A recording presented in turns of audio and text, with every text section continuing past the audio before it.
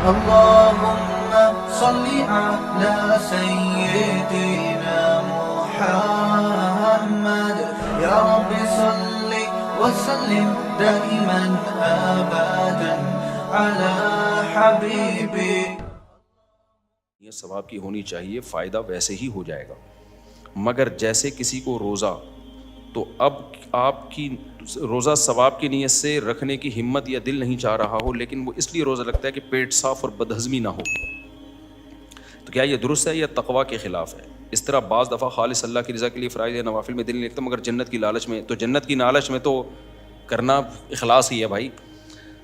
تو اچھی طرح رہنمائی فرمائیں.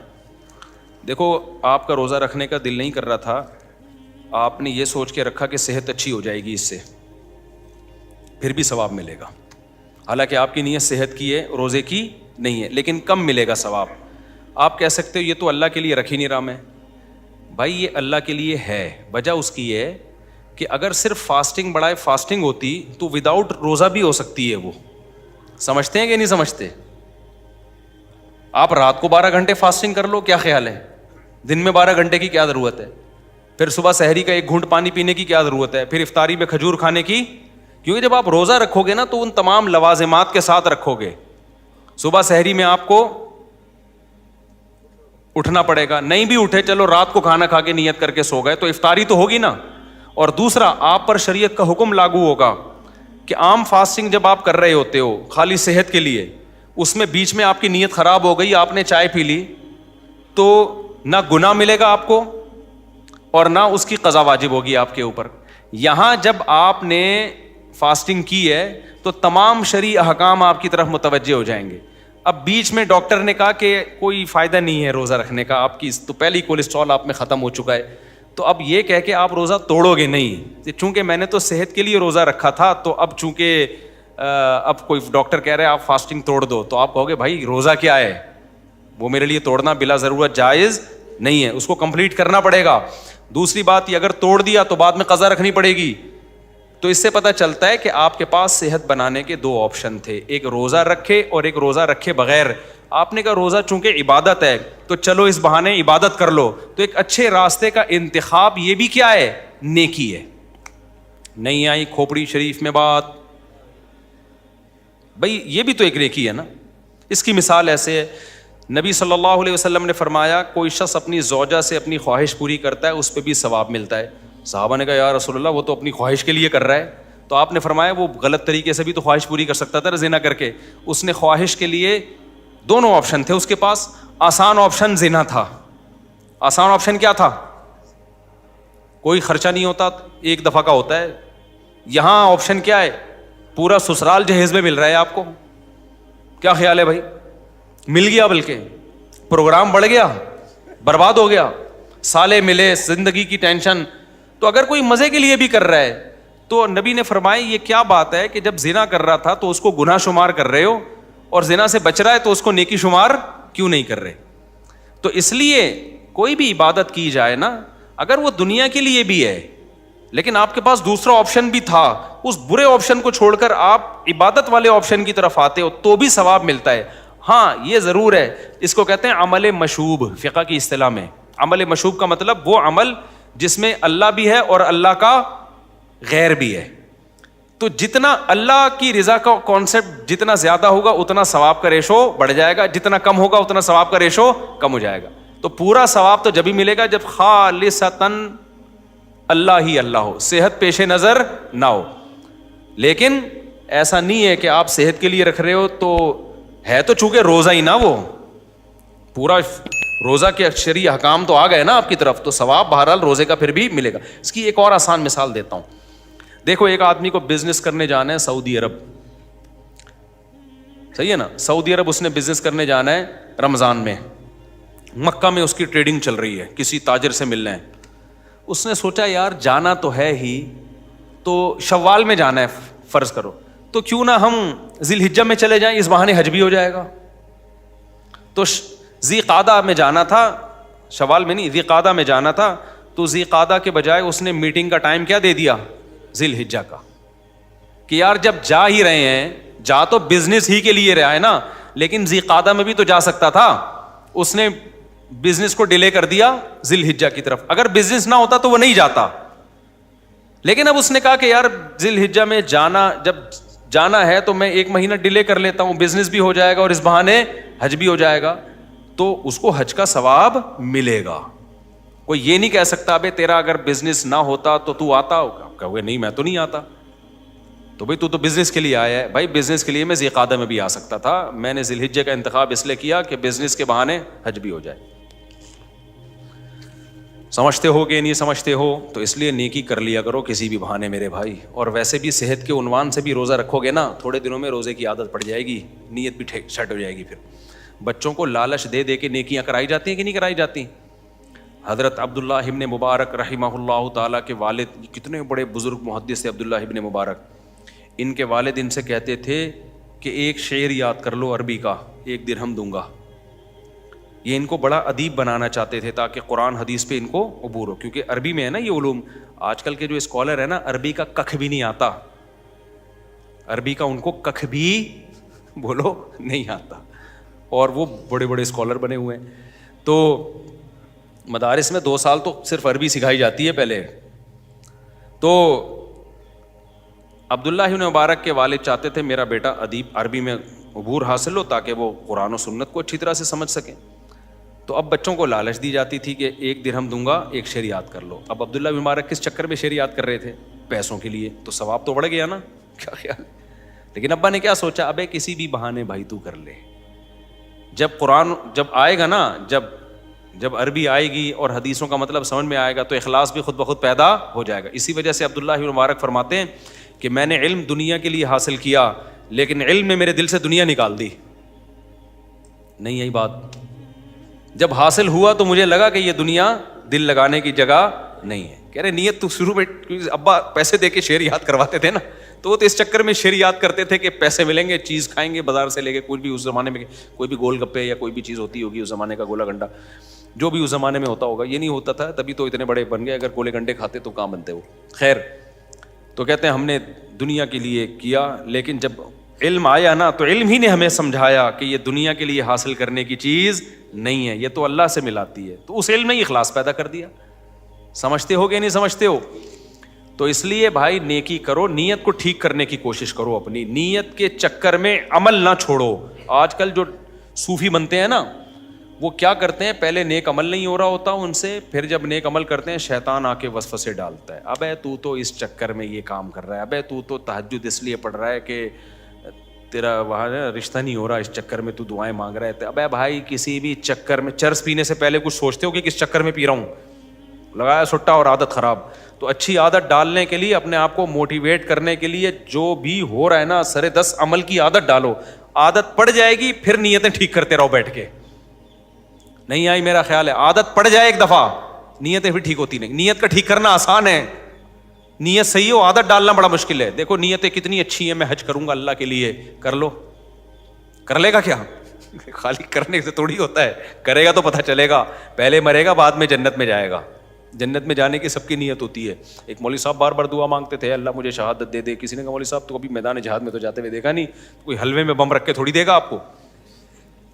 تو کسی بھی طرح سے نا اچھے عمل کی عادت ہوتی ہے, ڈال دو یار, اپنے آپ کو موٹیویٹ کیا کرو. اور میں تو اپنی بات بتاؤں, میں اپنے آپ کو اچھے عمل پہ موٹیویٹ کرنے کے لیے آخرت کے ساتھ دنیا کا بھی بہت سہارا لیتا ہوں. دنیا کا بھی بہت, کیا یار عادت پڑے عمل کی.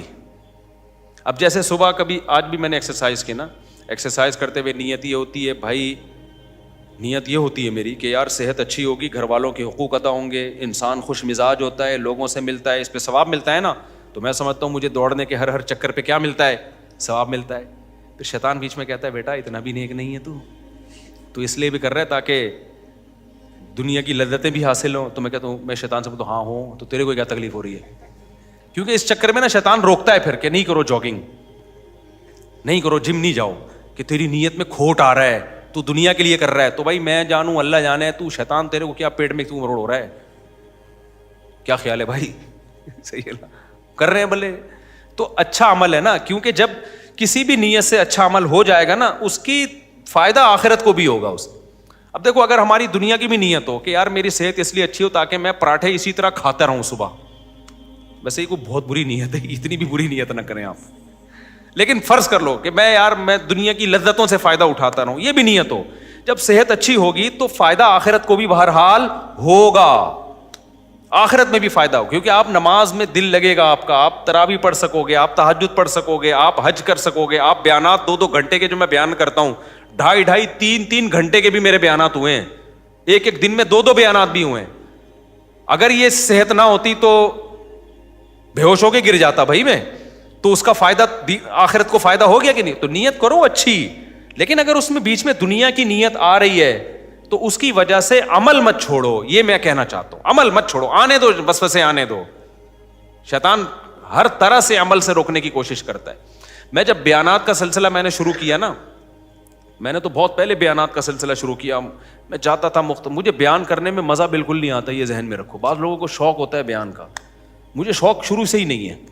ایک دفعہ ہم مسجد میں پہنچے بیان کرنے کے لیے، تو میری جگہ کوئی اور پہلے شروع کر دیا انہوں نے، تو میں تھوڑا لیٹ ہو گیا تھا.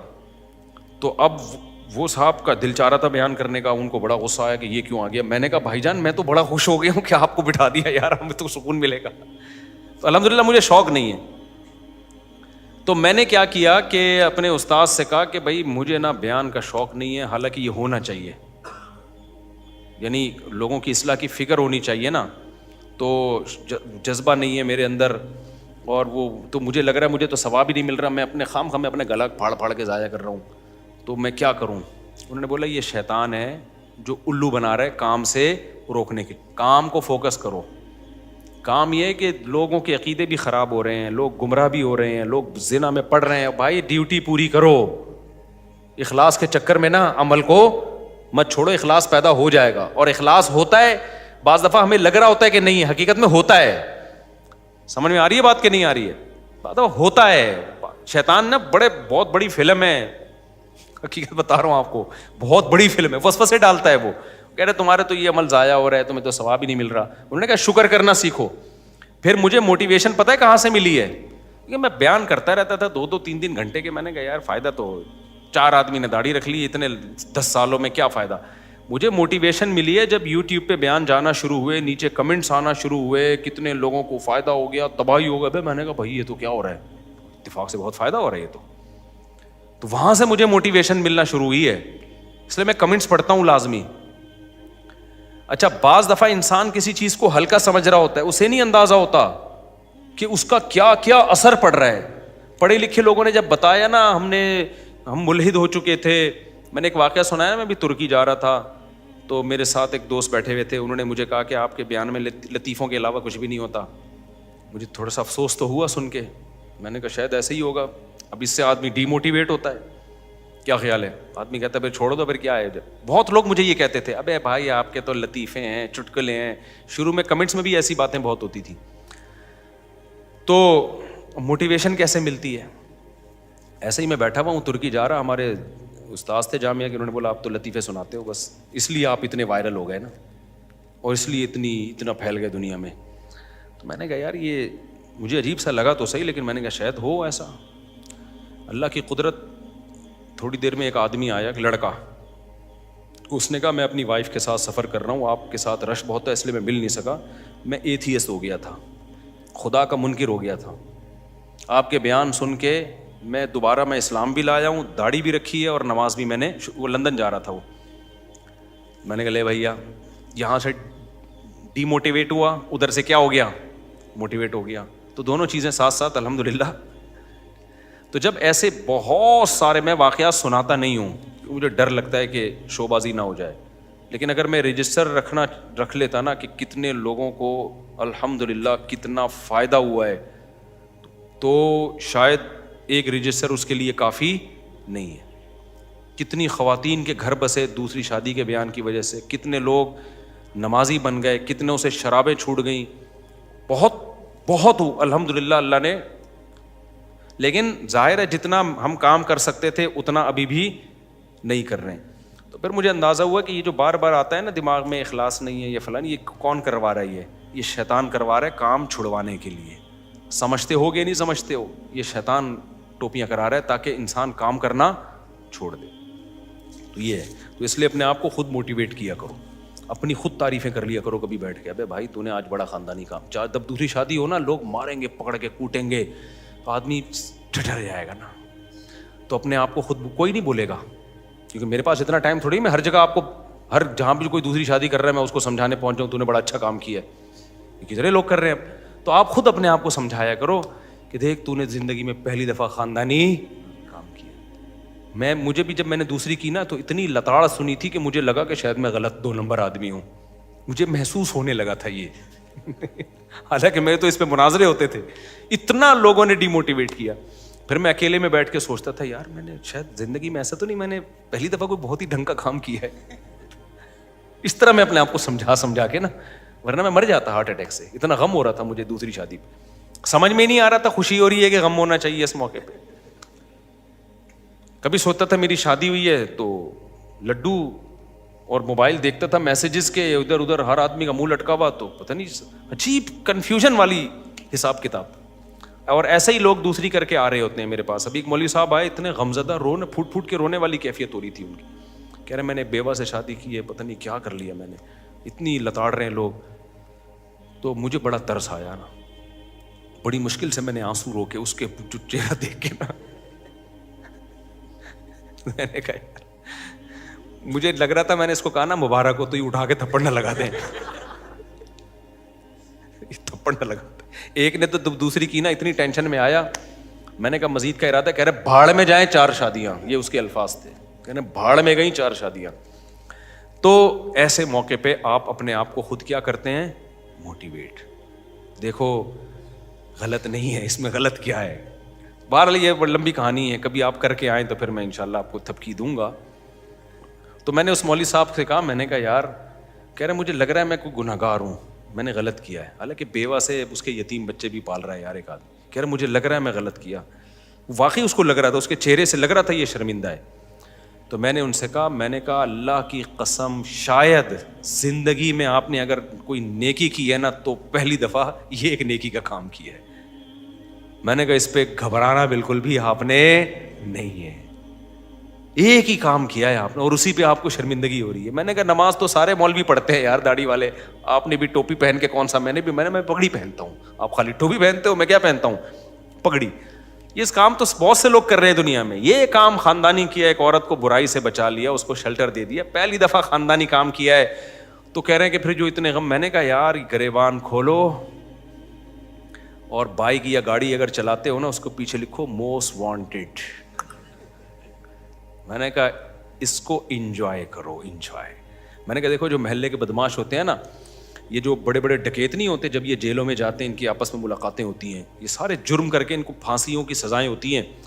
یہ ایک دوسرے سے پوچھتے ہیں تو نے کیا کیا, وغیرہ میں نے 10 بندے مارے. گیا جا تو نے کیا کیا, 11 12 15 100 یہ ایسے تاؤ دے رہے ہوتے, تو نے کیا ہے, تو بتا اسمگلنگ میں کیا بیچتا تھا. وہ چرس, اب 2 ٹکے کا اسمگلر. ہم آئس بیچتے تھے, ہم جو ہے نا ہیروئن کی اسمگلنگ کرتے ہیں. تو یہ برائی پہ اتنا فخر کرتے ہیں. تو آپ نے زندگی میں ایک ڈھنگ کا کام کیا, آپ موسٹ وانٹیڈ لکھو اپنی بائک کے پیچھے. بول رہے ہیں جس نے جو اکھاڑنا ہے اکھاڑ لے, ایسی کی تیسی.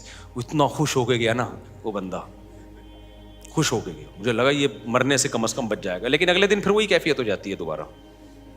یہ تجربہ ہے میرا. تھوڑی دیر کے لیے ایک ملتا ہے سکون, کہتا ہے ایسی کی تیسی, پھر اگلے دن پھر وہی ٹھس. تو اپنے آپ کو خود موٹیویٹ کیا کرو. جب رمضان گزرتا ہے, آخری بات کر کے بس میں ختم کرتا ہوں, یہ پھر سوالات اتوار کو دیں. رمضان جب ہوتا ہے نا, رمضان, آپ کہو گے مولوی صاحب کیسی باتیں کر رہے ہیں, ہم تو ان سے یہ توقع نہیں رکھتے تھے, لیکن بھائی ہم تو کمزور لوگ ہیں. رمضان کے جب 29 یا 30 روزے گزرتے ہیں, سب لوگ ہی روزے رکھتے ہیں, میں کوئی اکیلا تو نہیں ہوں نا روزے رکھنے والا. تراویحیں سبھی پڑھتے ہیں, ہم کوئی اکیلے تو نہیں ہیں.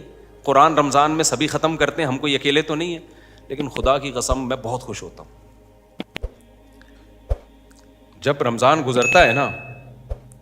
میں اللہ سے کہتا ہوں اللہ یہ تو سارے بہت نیک لوگ ہیں, ان کا رمضان روزے رکھ لیے, یہ تو ہوں گے بہت نیک. میں تو بڑا کمزور ہوں, میرے میں تو ہمت نہیں ہے کہ عام دنوں میں 30 روزے کنٹینیو رکھ لوں. رکھے جاتے ہیں, نفلی روزہ آدمی سوچتا ہے, پھر چھوڑتا ہے چلو کل رکھیں گے, چلو پرسوں رکھیں گے, رکھ لیتا ہے تو 1 رکھ لے گا, 2 رکھ لے گا, بہت زیادہ 10 رکھ لے گا. اے اللہ میں تو بڑا نالائق ہوں, میں نے تو بڑا تیر مارا ہے 30 روزے رکھ کے.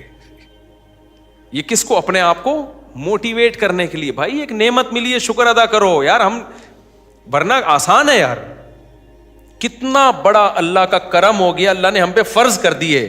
آپشنل رکھتا تو میرے بھائی میں اور آپ اتنی بڑی نیکی, اللہ آپشن دے دیتا نا کہ بھائی تو رکھنا چاہے تو رکھ لے, نہیں تو چھوڑ دے, تو ہم کہاں رکھ لیتے بھائی. اللہ نے کہا فرض ہیں تمہیں رکھنے پڑیں گے. اتنا بڑا احسان ہو گیا اللہ کا ہم پہ کہ ہم سے 30 روزے لگاتار اس نے رکھوا لیے, اور تراویح پڑھوا لی اس نے ہم سے, قرآن ختم کروا لیا ہم سے. تو میں تو بڑا خوش ہوتا ہوں, میں کہتا ہوں بھائی ہم تو بڑے نالائق ہیں, لیکن مجھے اللہ نے بڑا نوازا کہ 30 روزے رکھنے کی اللہ نے توفیق دی. اسی وجہ سے جب چاند گزرتا ہے تو لوگ رو رہے ہوتے ہیں, ہائے ہائے رمضان جا رہا ہے. ہم خوش ہوتے ہیں کہ یار اللہ میاں نے 30 روزے رکھوا کے اب ہمیں چھٹی دے دی, اب کھاؤ پیو. تو جب اللہ چھٹی دے دے گا ہم چھٹی پہ خوش ہوں گے, جب روزہ کہے گا تو ہم کیا رکھیں گے. کیا ہو گیا بھائی جان؟ بھائی عید کی خوشی ہے تو جو اللہ کہہ رہا ہے وہ کرو. اللہ کہہ رہا ہے عید کو خوشی مناؤ, تو پھر کیا ہے؟ پھر خوشی ہے. اور خوشی کس بات کی ہے؟ کہ اللہ نے تمہیں 30 روزے رکھنے کی توفیق دی, جو فرض تھا وہ ادا ہو گیا. اب وہ فرض تم نے ذمہ داری پوری کر لی ہے. مزدور کو میں نے دیکھا ہے جب صبح سے لے کے شام تک دہاڑی کرتا ہے نا, اس کو پتا ہے میری ڈیوٹی پوری ہو گئی, اب مجھے دہاڑی ملے گی. غمزدہ ہوتا ہے یا خوش ہوتا ہے؟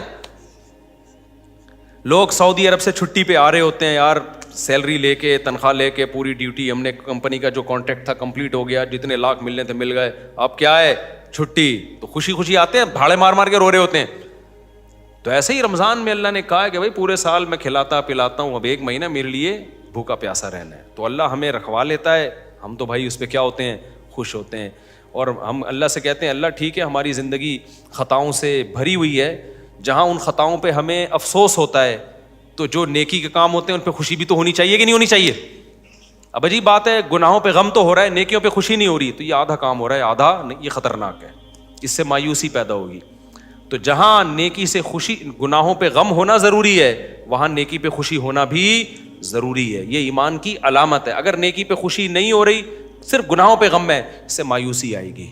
اس سے جو تھوڑی بہت نیکیاں کر رہے ہو وہ بھی مارکیٹ سے کیا ہو جائیں گی, شارٹ. اور یہ بھی غلط ہے کہ نیکی پہ خوشی ہو گناہ پہ غم نہ ہو, یہ بھی غلط ہے. بعض لوگوں کو نیکی پہ خوشی ہوتی ہے, گناہ پہ غم نہیں ہوتا, یہ بھی غلط ہے.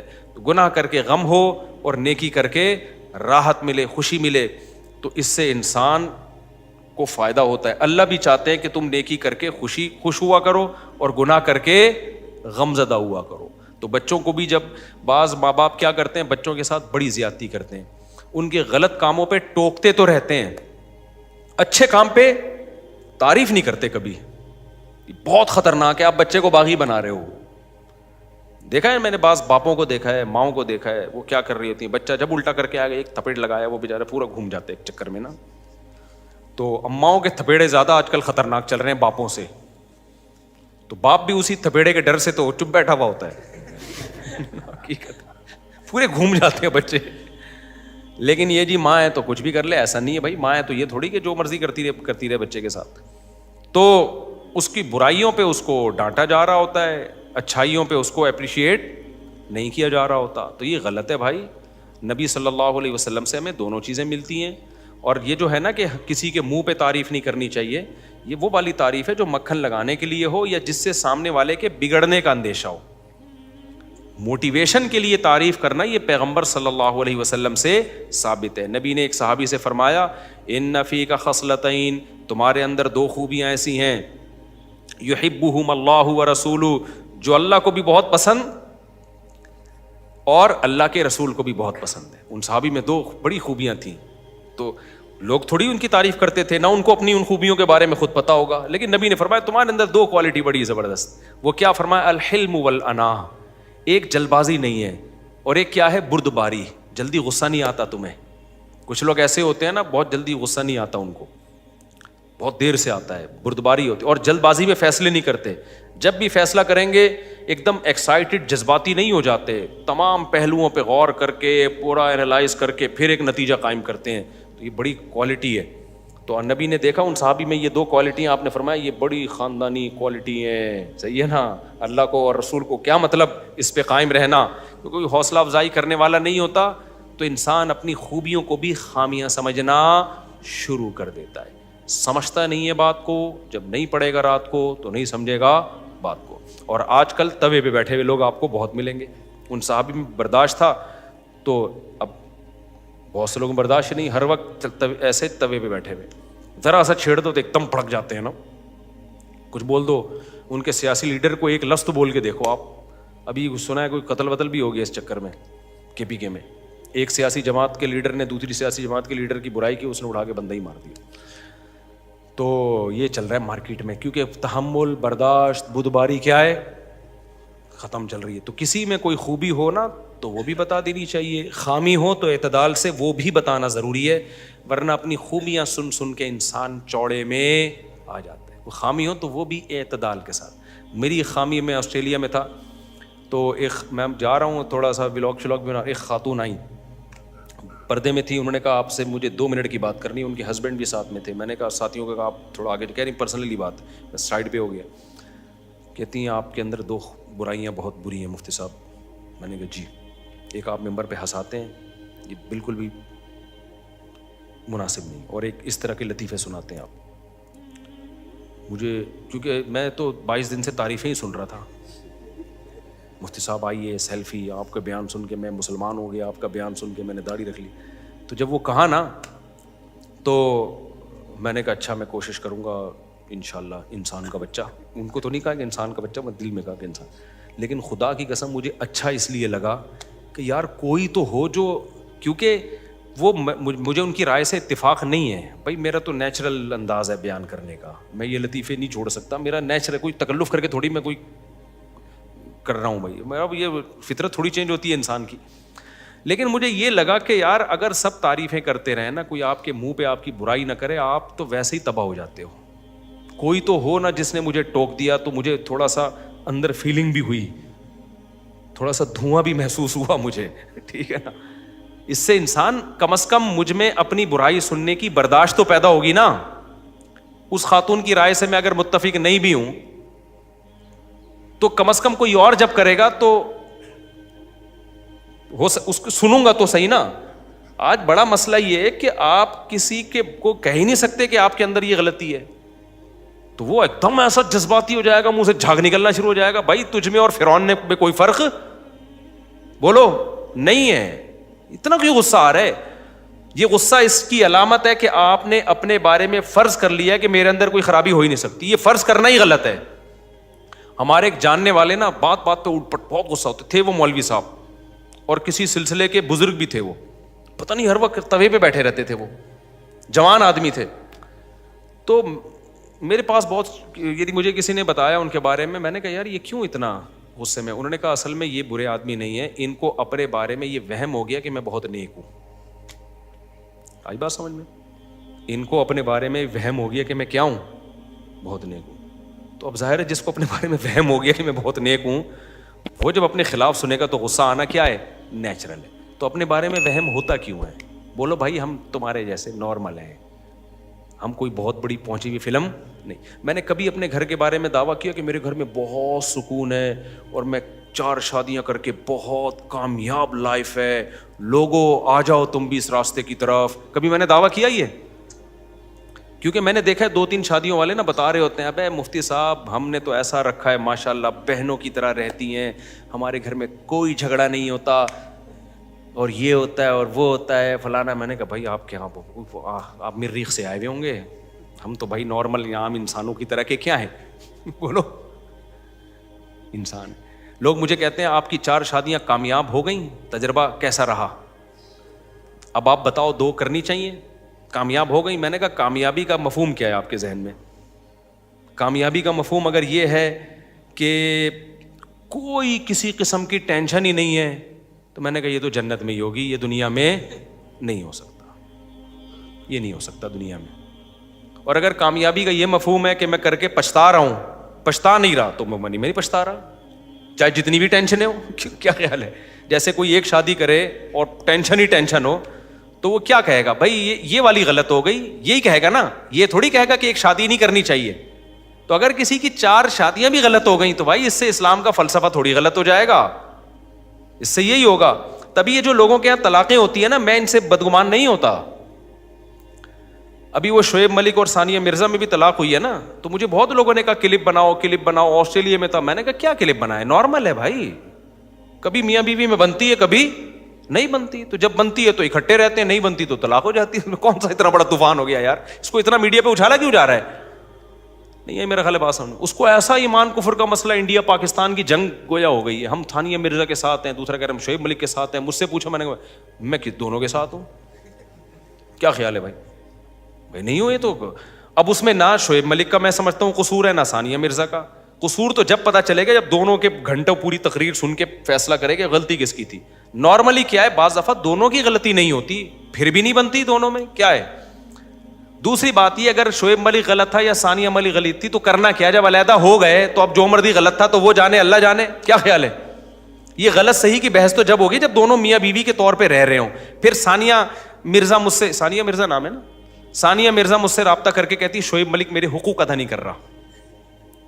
مجھ سے رابطہ نہیں کرتی تو پھر میں اس بحث میں نہیں پڑتا. مجھ سے کوئی کہتے شعیب ملک یہ کر رہا ہے, میں کہنا بھائی وہ جو کر رہا ہے وہ اس کی بیوی جانے, اور ثانیہ مرزا جو کر رہی ہے وہ اس کا شوہر جانے. مجھ سے تھوڑی انہوں نے باپ بنا کے پوچھ رہے کہ ہم کون صحیح ہے کون غلط ہے. کتنی بھی کمپلین میاں بیوی کی آئے نا, بولو ان کا پرسنل معاملہ ہے. جب یہ ہمارے پاس فیصلہ لائیں گے پھر ہم فیصلہ کریں گے. جب تک میرے پاس نہیں ہے تو وہ میاں بیوی بھائی تو جو مرضی کرے, یہ ہمارا ہیڈک, بولو نا, ان کا پرسنل معاملہ ہے. ابھی ایک جھگڑا ہوا دو تاجروں میں, بہت بڑا جھگڑا نا, ایک کہہ رہا ہے میں ایسا, وہ کہہ رہا ہے فلانا ویسا. میں چپ کر کے بیٹھا ہوں نا, ایسے بالکل انجوائے کر رہا ہوں نا, ایسے بالکل ہے, کیونکہ میں ٹینشن کیوں لوں تمہارے جھگڑے کی, بھائی جھگڑا تمہارا ہے, میں ایک دم تیش میں آ جاؤں, تو غلط ہے تو غلط ہے. تو مجھے کہنے لگے آپ بتائیں کون صحیح ہے اس میں. میں نے کہا آپ لکھ کے دیں ریٹن میں نا کہ مفتی صاحب ہم دونوں کا جھگڑا ہے, آپ جو فیصلہ کریں گے نا پھر ہم اس کو مانیں گے. یہ لکھ کے دیں, پھر میں دوبارہ سے آپ کا جھگڑا سننا شروع کروں گا. ابھی تک تو میں نے اس کو, کیونکہ میرے اپنے غم کم ہیں جو میں تمہارے غموں کو لے کے یار بیٹھا رہا ہوں. پیسیوں مسائل ہیں میرے ساتھ.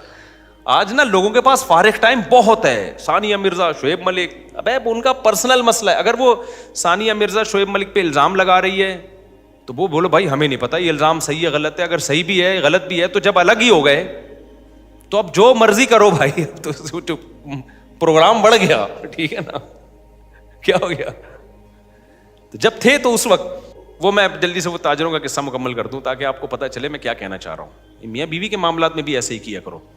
تو جب وہ الزام لگایا نا وہ دو تاجروں نے یوں ہے, میں نے کہا بھائی لکھ, اگر مجھ سے پوچھ رہے ہو نا کون صحیح ہے تو ریٹن میں دونوں لکھ کے دو. زبانی کلامی نہیں ہوگا تاکہ مکر نہ سکو آپ, اور پورا پراپر وے میں لکھ کے دو.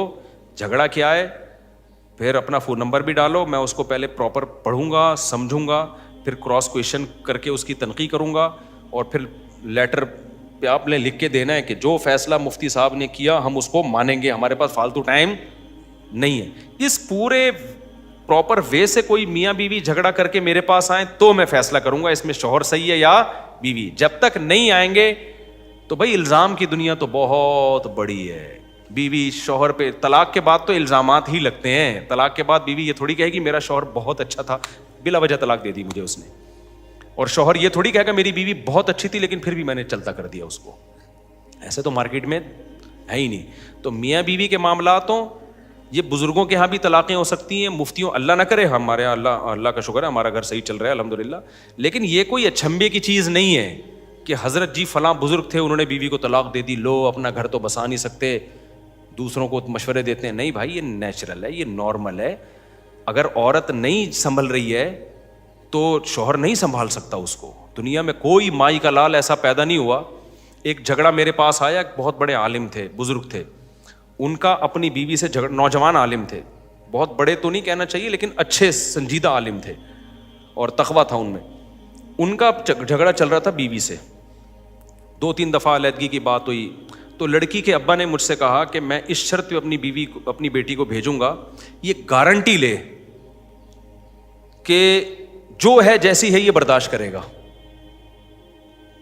تو میں نے کہا دیکھیں یہ بات تو میں نہیں کر سکتا اس سے کہ گارنٹی لے, تو کیونکہ جو ہے جیسی ہے کہ اس کا مطلب تو بہت مفہوم بہت وسیع ہو جائے گا نا, یہ تو کچھ بھی کرتی رہے بیٹھ کے, کہیں نہ کہیں کسی کو پابند ہونا پڑے گا. میں نے کہا یہ تو مطالبہ ہی غلط ہے آپ کا, اس کو بھی کچھ شرائط اور اس کو بھی کچھ شرائط پہ آنا پڑے گا. نہ ہم عورت کو یہ مشورہ دیں گے کہ میاں جو ہے جیسا ہے برداشت ہی کرنا ہے, نہ ہم مرد کو مشورہ دیں گے کہ جو ہے جیسی ہے. یہ کہنے کی باتیں ہوتی ہیں, پریکٹیکل لائف میں اس کا وجود نہیں ہوتا.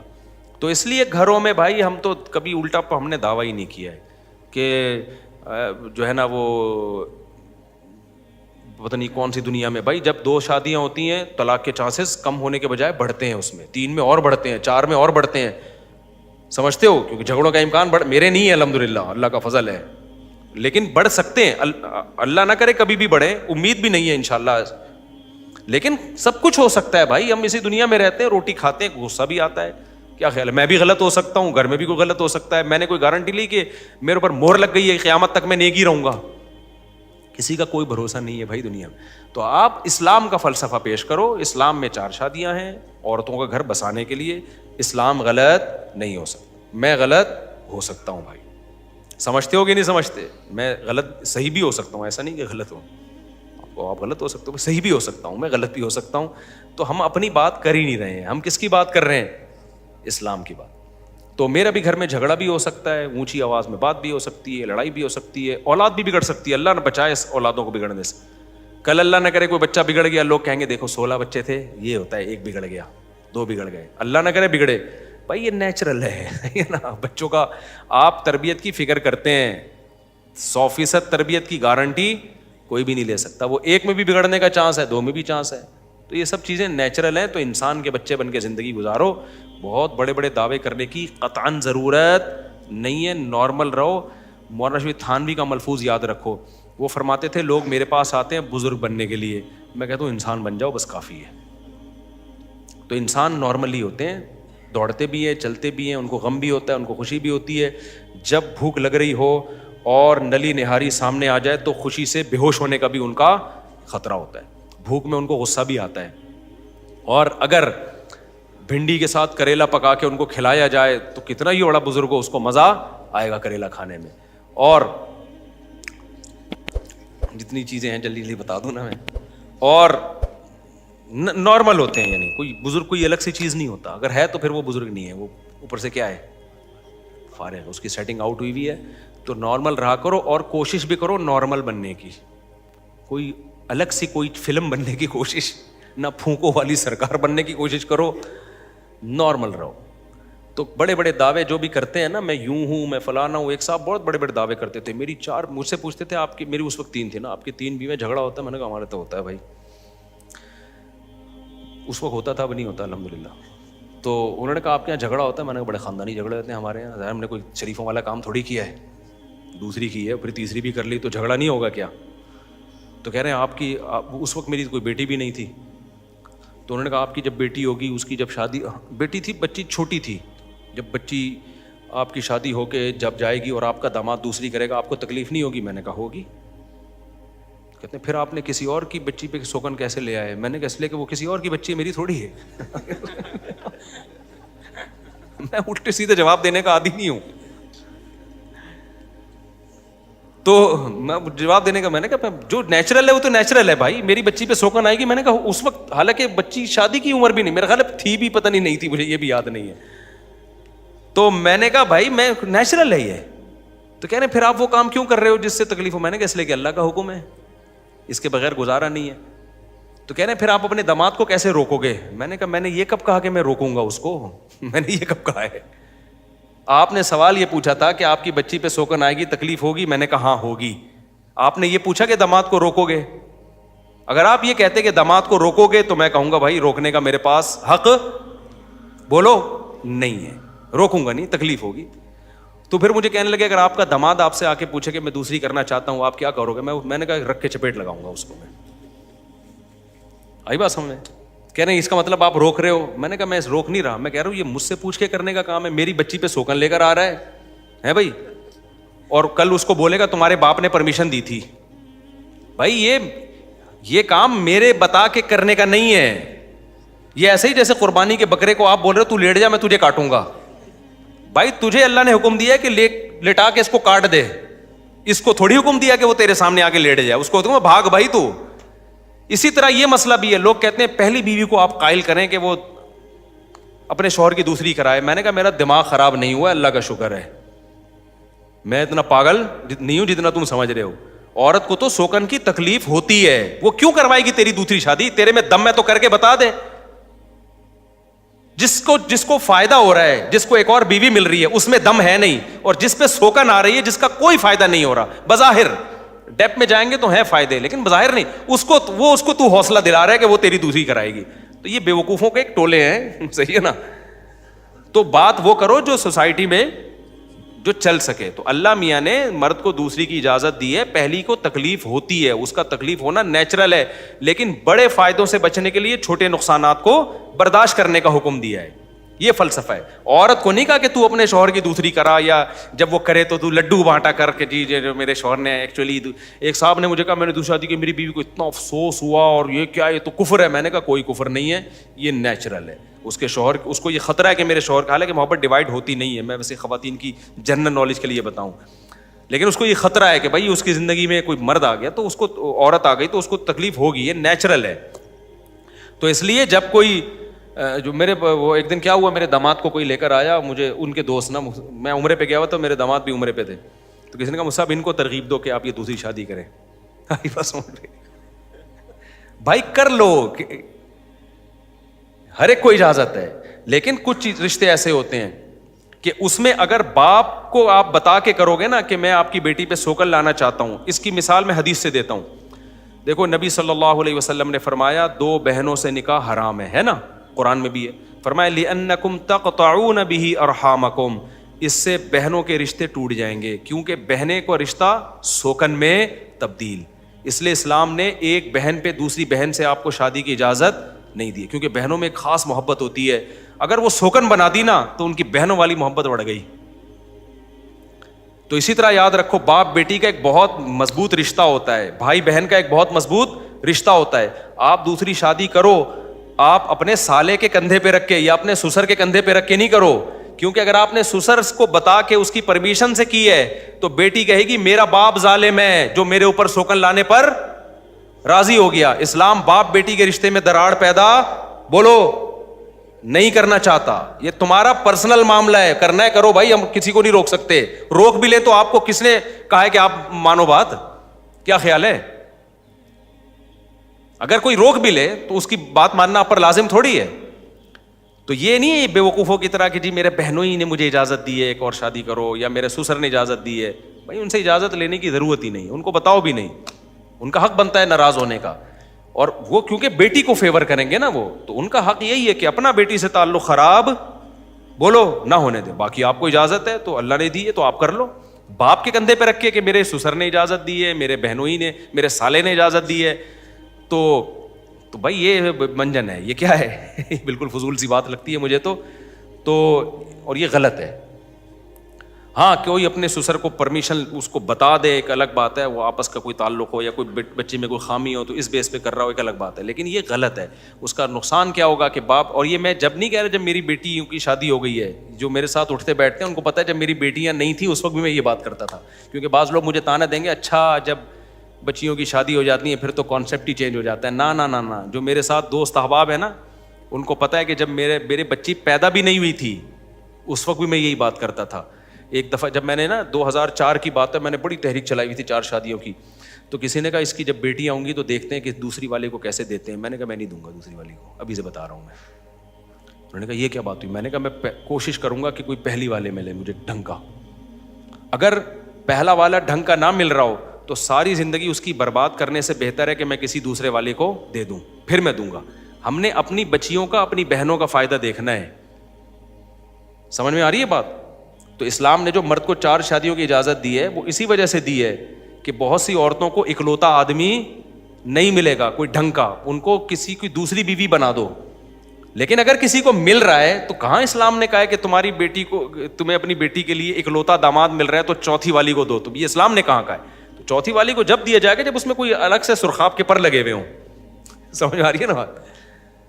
یا کوئی الگ سے کوئی وہ, تو یہ شروع سے ہی ہے. تو اس لیے باتیں وہ کرو جو سوسائٹی میں جس کا جو چل سکیں, ہوائی باتیں نہیں کرنی چاہیے انسان. اللہ تعالیٰ سمجھنے کے عمل کی توفیق عطا فرمائے. کافی ہو گیا میرے خیال.